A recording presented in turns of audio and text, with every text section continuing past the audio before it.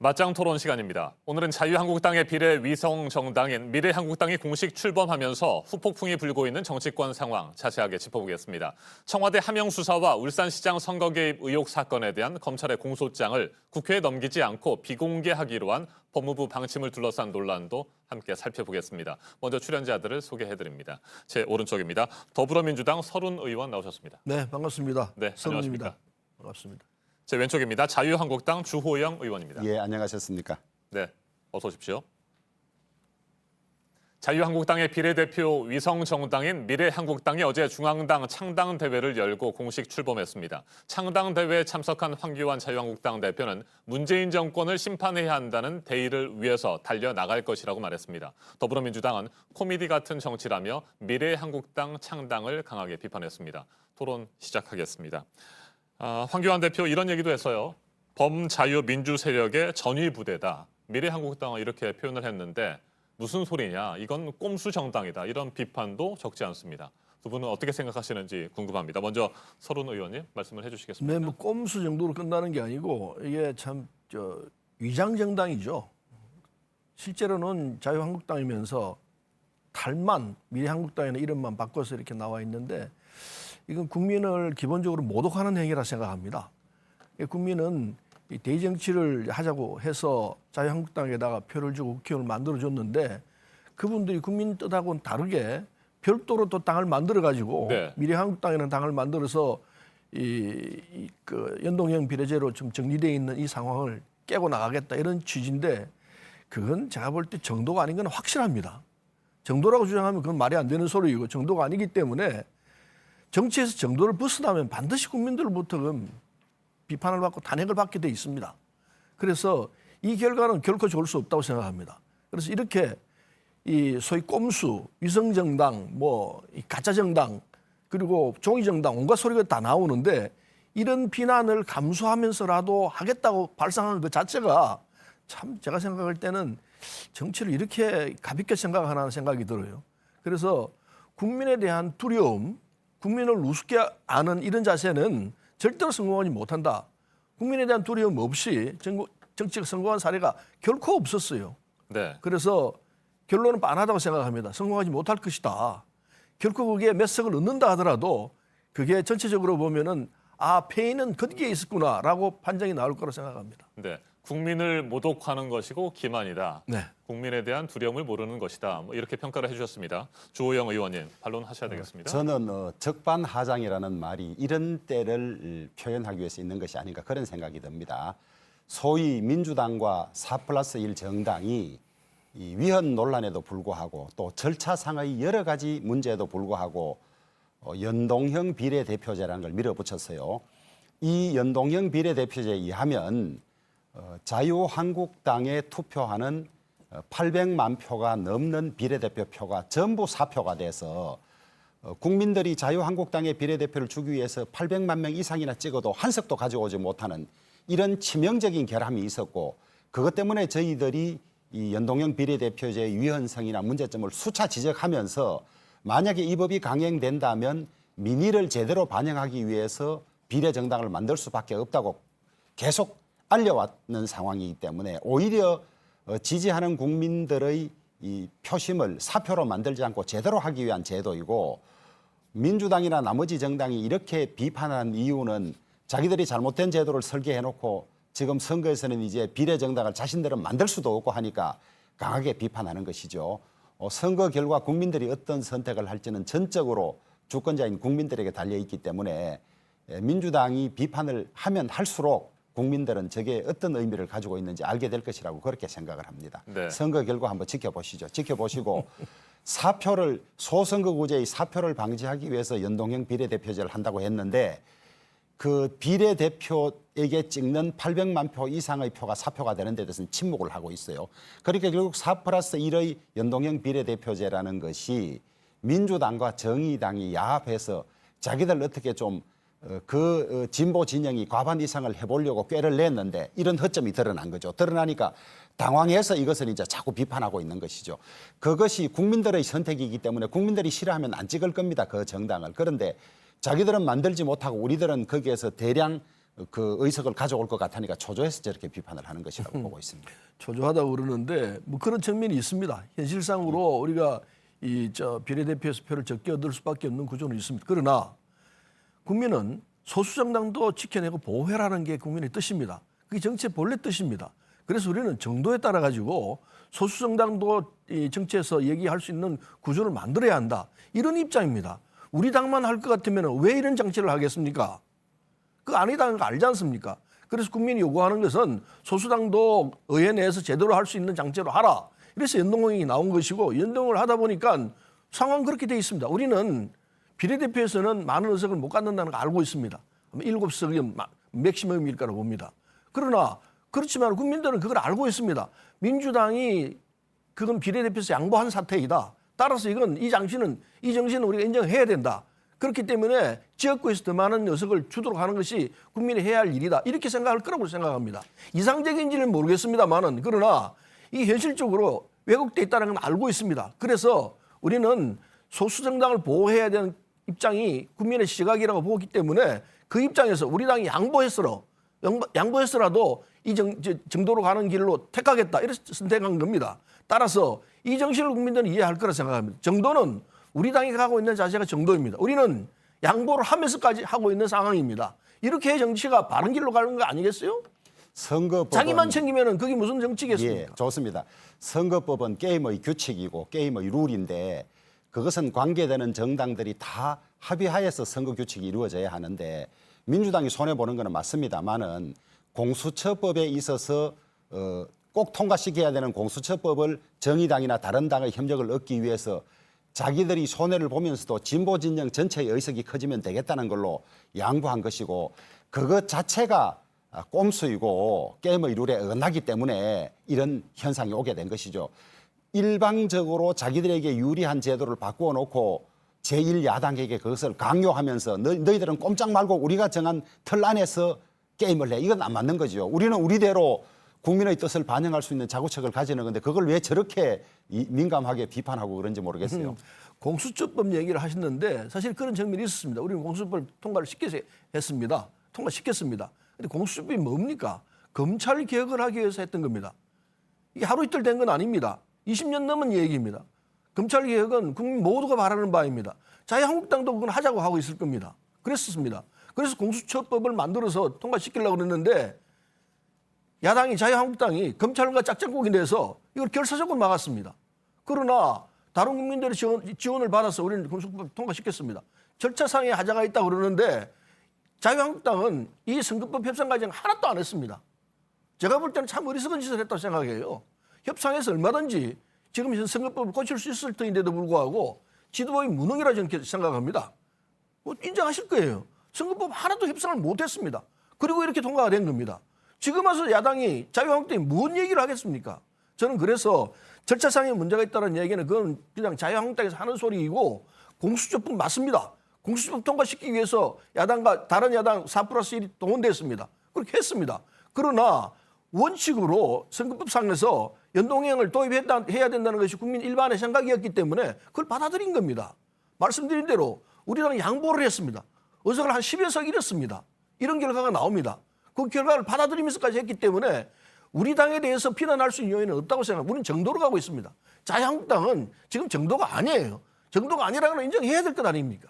저는 토론 여러 차례 나오면서 공수처법 통과시키기 위해서 선거법 양보했다는 인정은 오늘 처음 들었어요. 오늘 참 솔직하게 말씀해 주셔서 고맙고 그다음에 절차상의 문제라는 것이 비록 제1야당과 합의 없었다는 것뿐만 아니라 사개특위는 180일을 채우지 못한 채 공수처법을 법 요건에 안 맞게 그냥 끌고 가고 그 공수처법을 빨리 끌고 가야 선거법도 빨리 끌고 갈 수 있기 때문에 그렇지 않으면 1월 29일까지 기다려야 되기 때문에 모든 법적 절차를 위반하고 무시하고 간 거예요. 이게 이제 헌재에서 결정이 날 텐데 헌재를 민주당이 다 자기 사람들로 채워놓아서 어떤 결정이 날지는 모르겠습니다만은 그 과정에서 대한민국의 법치주의는 왜곡되고 선거는 완전히 그냥 선거법은 누더기 엉망이 되는 그런 이제 상황이 오게 되는 것인데 참 어떻게 나오셔서 그렇게 잘 말씀을 하시는지 모르겠습니다. 네. 알겠습니다. 자, 두 분께서 초반부터 치열한 공방을 펼쳐주셨는데 제가 잠깐 정리를 좀 하고 넘어가도록 하겠습니다.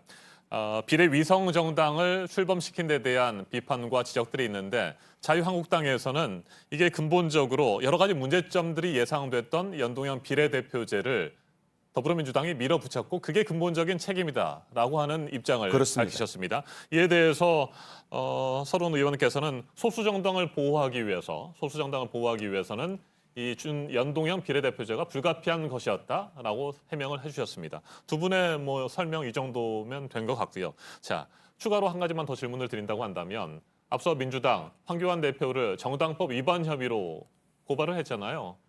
왜 정당법 위반했다고 보십니까? 네, 미래한국당 어제 출범했습니다. 네. 근데 미래한국당 출범은 말씀드린 대로 이건 가짜 정당이라고 봅니다. 위성 정당이죠.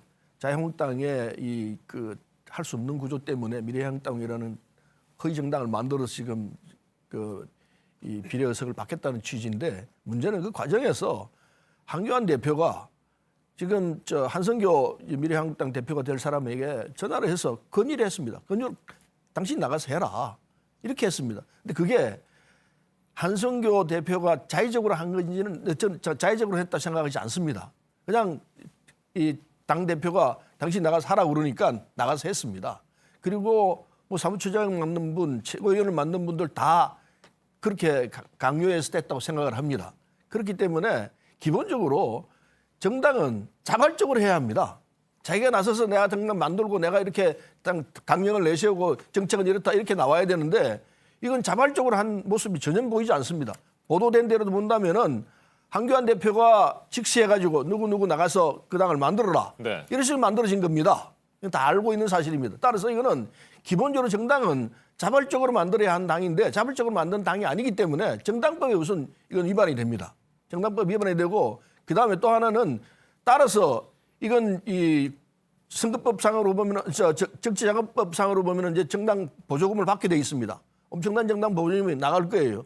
그것도 안 되는 정당에서 갖다 줬기 때문에 위기에 의한 이 공무집행 방해가 됩니다. 정당 배분을 지금 우리 쪽에 들어와 이렇게 저쪽 넘어가는 상태가 나오는 상황이라서 그 절차 자체가 제대로 된 절차였다면은 시비가 안 될 테인데 결국은 이게 결과적으로 위기에 의한 이 공무집행 방해가 되기 때문에 그 두 가지 조건에서 피하기 힘들 것이라 이렇게 생각하고 있습니다. 근데 네. 이전에 저는 이렇게 이 법적 소송을 하고 하는 부분은 상징적인 의미가 있다 생각합니다. 그거로서 무슨 황교안 대표가 정말로 법적 처벌을 받겠습니까? 지난번에 국회 싸움과 내용이 좀 다릅니다. 그러나 적어도 국민들에게 이건 사실이 아닙니다. 틀린 사실입니다. 이건 불법입니다. 라는 얘기를 우리가 얘기할 수는 있어야 한다 생각하기 때문에 고발을 해나왔습니다. 네, 총선 불출마를 선언한 의원들에게 이적하라고 요구한 것 등이 정당법 위반이다. 이런 얘기입니다. 이에 대해서 주호영 의원 반론하시죠. 민주당이 좀 초조하고 궁색하기는 궁색한가 봐요. 어떻게 초조한 전혀 없어요. 여당이 야당을 정당 만드는 걸 가지고 고소하는 일도 드물지만은 저는 이걸 법적으로 제대로 판단하면 오히려 민주당이 바로 무고에 딱 걸린다고 생각을 합니다. 왜냐하면 서른 의원님께서도 말씀하셨지만은 뭐 황교안 대표가 권유했을 수는 있어요. 권유한 게 무슨 죄가 됩니까? 자유의사에 반해서 강요했어야 되는데 지금 불출마를 선언한 분들이 뭐가 부족해서 황교안 대표의 강요를 받아들이고 강제로 하겠습니까? 그 자체 맥락만 보면 벌써 고소가 성립될 수 없다는 걸 아는데 흠집 내기 위해서 일부러 이제 이렇게 한 것이니까 오히려 저는 거꾸로 무고가 될 수 있다고 보고 반대로 저희들은 좀 재밌는 것이 이렇게 해주면 자꾸 국민들에게 미래한국당이 어떤 당인지 알려지게 되니까 홍보 효과가 있어서 저희들은 나쁘지는 않습니다. 나쁘지는 않은데 그 왜 강요했다고 하는지 증거를 못 대면 무고가 되니까 나중에 조사가 시작되면 그 준비는 좀 철저히 하고 나가라 그러십시오. 예, 이 정당이 가짜 정당이라는 건 다 아는 사실이고 국민 모두가 아는 사실이지 않습니까? 그래서 홍보가 필요합니까?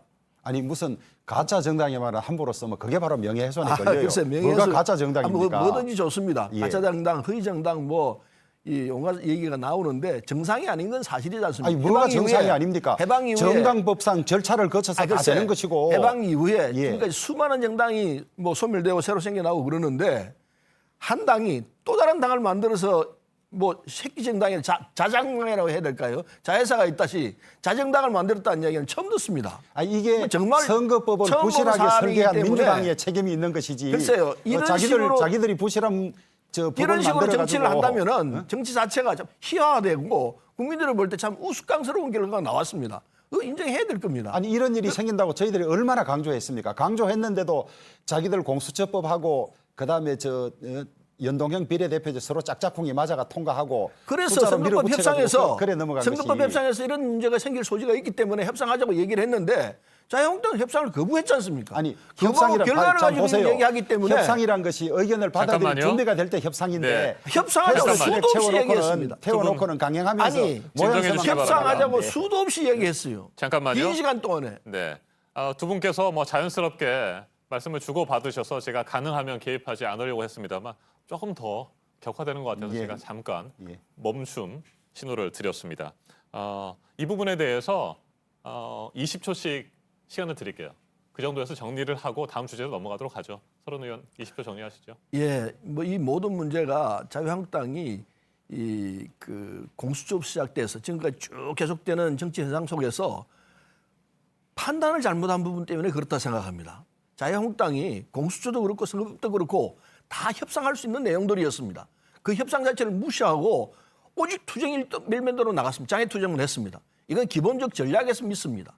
자유한국당의 지도부의 무능을 설명하지 않을 수 없습니다. 원인은 그게 있고 결과는 이렇게 엉망이 돼버렸습니다. 그래서 자유한국당에서는 정도로 가지 않으면 국민 심판받는다는 사실을 이번 선거에서 확실히 느껴야 될 거라고 생각합니다. 그것이 우리가 국민들을 상대로 정치를 하자면은 바른 길을 가도 제대로 신정을 못 받는데 이런 엉터리 정치를 하게 되면은 절대로 국민 인정 안 했습니다. 네, 일단 거기까지 듣겠습니다. 조호영 의원님. 지금 말씀하십시오. 바이러스 중에도 무슨 공수처 준비단을 만들어서 막 난리를 치고 있는데 검찰이 권력 핵심을 수사하니까 이걸 방지하기 위해 가지고 죽기 살기로 공수처를 만들어야 되는데 그것을 정의당이나 다른 당들이 선뜻 동의하지 않으니까 이거 받아내려고 무리하게 선거법 부실 설계한 자업자득에서 시작된 것이고 민주당이 그 자업자득 때문에 이제 이 정당이 미래한국당이 받아갈 비례의석이 많아지니까 지금 초조해서 저렇게 무슨 뭐 위성정당이니 비례정당이니 이야기를 거는데 그건 국민들이 알아서 선택할 것이니까 너무 그 국민들의 선택을 뭐 이렇게 폄훼하지 마시고요. 네. 800만 표 넘는 국민들이 어떤 선택을 할 것인지 한번 우리 지켜보시기 국민들이 바랍니다. 현명하고 우리 네. 국민들이 참 잘 거쳐왔습니다. 예. 독재도 타도하고 민주주의도 이루고 선진화도 해냈습니다. 따라서 우리 국민들은 이번에는 정확히 분별해낼 거라 생각합니다. 알겠습니다. 민주화를 부르짖던 민주 세력들이 지금 얼마나 헌법을 짓밟고 지금 나라를 엉망 만들었습니까? 이번 선거에 대해서 문재인 정권의 폭정이나 실정에 대해서 국민들이 온통 걸기 위해서 저는 심판할 거라고 보고 있습니다. 네. 문재인 정부를 이 폭정이라고 하는 분들은요. 극우적 시각을 갖고 있는 분들이 그러지 제3자가 객관적으로 볼 때 문재인 정부 폭정? 전혀 아닙니다. 거리에 나가서 객관적인 분들은 국민들의 전혀 민심을 아니라고 한번 생각하고 들어보시길 있습니다. 이건 바라겠습니다. 자유한국당의 무능에서 나오거나 아니면 극우적 시각으로 문제를 보기 때문에 그렇다고 봅니다. 네, 오늘 두 분께서 정말 제대로 맞짱 토론을 벌이시는 것 같습니다. 뭐 계속 주고 받으시는데 뭐 한 3시간, 4시간도 계속 이어질 것 같습니다.